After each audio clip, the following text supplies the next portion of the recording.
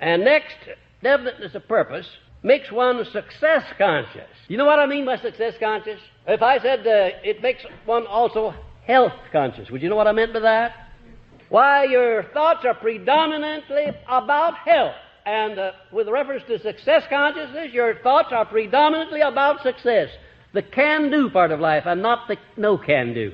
Did you know that 98% of the people who never get anywhere in life, and we were talking about a while ago, are no-can-do people? Any circumstance that you place before them, or that is placed before them, or that overtakes them, immediately they fasten their attention upon the no-can-do part, the negative part. I'll never forget, as long as I live, what happened to me when Mr. Carnegie surprised me and gave me a chance to organize this philosophy. I tried in every way in the world to give him all the reasons I could think of, and had about six reasons why I couldn't do it. I didn't have sufficient education. I didn't have the money. I didn't have the influence.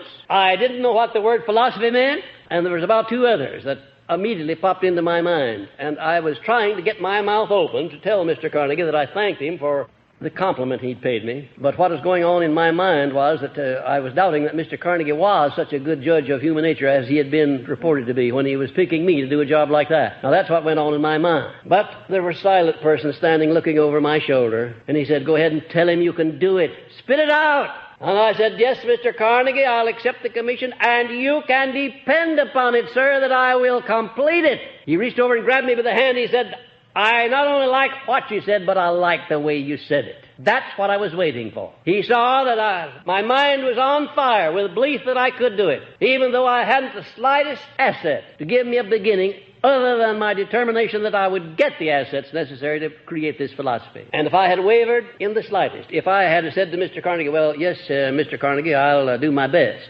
I'm sure, I never asked him about this, but I am sure that he would have taken the opportunity away from me instantly, because it would have indicated that I wasn't too determined to do it. "Yes, Mr. Carnegie, you can depend upon me, sir, to complete it.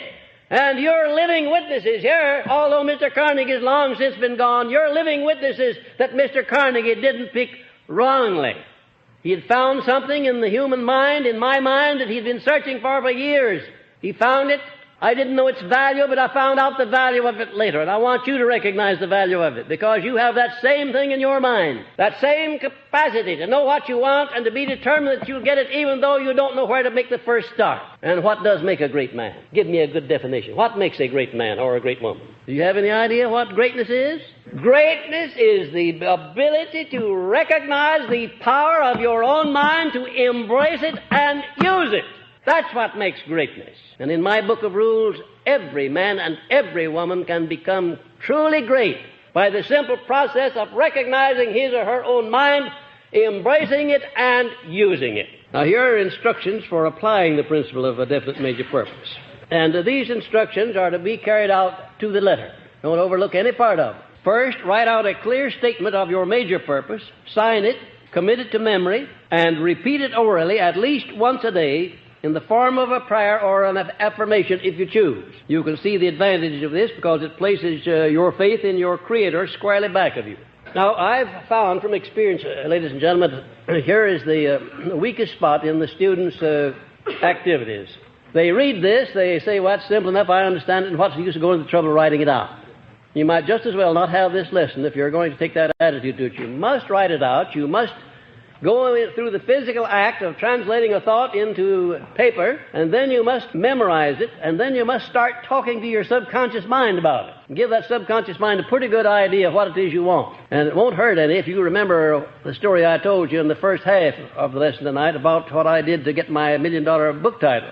It won't do a bit of harm if you give your subconscious mind to understand from here on out that you're the boss and that you're going to do something about it. But you can't expect the subconscious mind nor anything else to help you if you don't know what it is you want, if you're not definite about it. 98 out of every 100 people, taking cross-section of humanity in general, do not know what they want in life and consequently never get it. They take whatever life hands them. Now, in addition to your definite and major purpose, you can have minor purposes, as many as you want, provided they lead you in the direction of your major purpose. Provided they are related to or lead you in the direction of your major purpose. Your whole life should be devoted to carrying out your major purpose in life. Find out what it is you want. And incidentally, it's all right to be modest like I am, but don't be too modest. Reach out and ask for a bounty. Ask for the things that you are sure you're entitled to, but in asking, be sure that you don't overlook the subsequent instructions I'm going to give you about what it is you're going to give in return for what you expect. Second, write out a clear, definite outline of the plan or plans by which you intend to achieve the object of your purpose, and state the maximum of time within which you intend to attain it,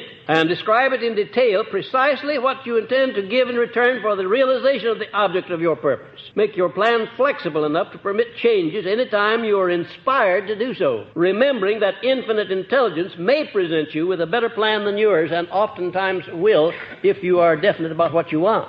Have any of you ever had a hunch that you couldn't describe, you couldn't explain away? You know what a hunch is?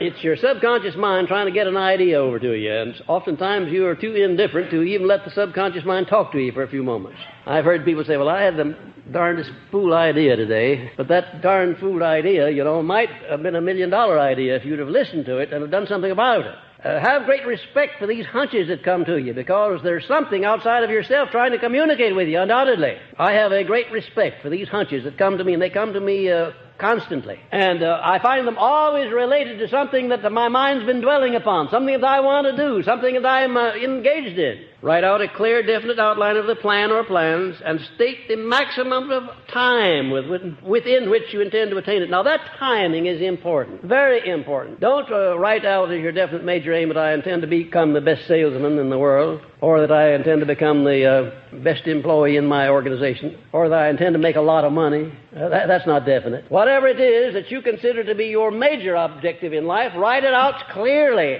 and time it. I intend to attain within blank number of years, so and so, and then go ahead and describe so and so, what it is. And then in the next paragraph down below, I intend to give in return for the thing that I request, so and so, and then go ahead and describe it. Now, this business of timing, nature has a system of timing everything. If you go out, you're a farmer, you want to plant some wheat in the field, you go out and you prepare that ground, you sow the wheat at the right season of the year. Then after you sow it, you go back the next day with the harvester and start harvesting the very next day. What do you wait for? For nature to do her part. Infinite intelligence or God or whatever you want, it's all, no matter what you call it, we're talking about the same thing, but there is an intelligence that does its part if you do your part first.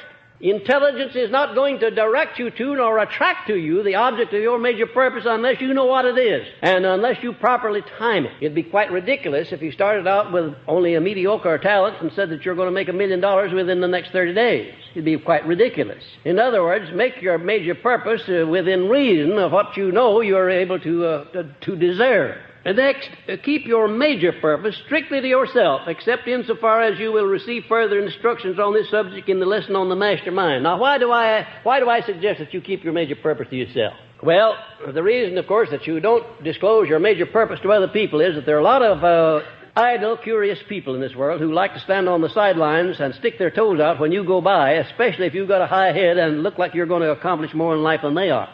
And for no good reason at all, as you go along, they stick their toes out just to see you fall. They'll throw monkey wrenches in your machinery. If they don't have monkey wrenches, they'll put sand in your gearbox. But they will slow you down.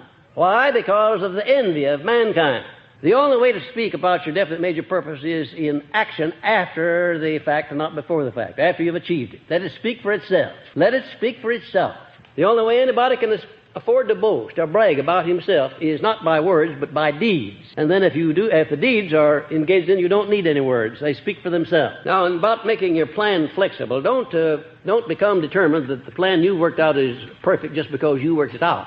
You'll make a mistake if you do that. Leave your plan flexible. Give it a good trial, and if it's not working properly, change it. Next, call your major purpose into your consciousness as often as may be practical. Eat with it. Sleep with it. And take it with you wherever you go, keeping in mind the fact that your subconscious mind can thus be influenced to work for its attainment while you sleep. Your conscious mind is a very jealous mind. It stands guard and doesn't want anything to get by except the things that you are afraid of and the things that you're very enthusiastic about, and especially the things that you are afraid of. It does let those get by sometimes too. But generally speaking, if you want to plant an idea in your subconscious mind, you have to do it with a tremendous amount of faith, tremendous amount of enthusiasm, You've got to rush the conscious mind so that it steps aside and lets you go through to the subconscious because of your enthusiasm and your faith. And then repetition is a marvelous thing, too. The conscious mind finally gets tired of hearing you say a thing over and over and over. It says, all right, if you're bound to repeat that, I can't stand here and watch you forever. Go on in there and take it into sub and see what he'll do with it. That's the way it works. This conscious mind is a very contrary thing. And you know, it learns all of the things that won't work. Did you know that? It has a tremendous stock of things that won't work and things that are not right. It has a tremendous stock, old pieces of string, horseshoes, and nails, like some misers gather up. A whole stock of those things lying around. Useless trash that it's gathered. Impedimenta that you don't need. And that's the kind of stuff it's feeding to your subconscious mind. Every night, just before you go to bed, you should give your subconscious mind some sort of an order for the night, what it is you want done. I should say the healing of your body. Certainly the body needs repairing every day. When you lay the carcass down for sleep, turn it over to infinite intelligence and request your subconscious mind to go to work and heal every cell in your body, every organ, and to give you tomorrow morning a perfectly conditioned body in which the mind may function. Don't go to bed without giving orders to your subconscious mind. Tell it what you want. Get in the habit of telling it what you want. If you keep on long enough, it'll believe you and deliver what you ask for. And therefore, you better be careful about what you ask for, because if you keep on asking for it, you're going to get it.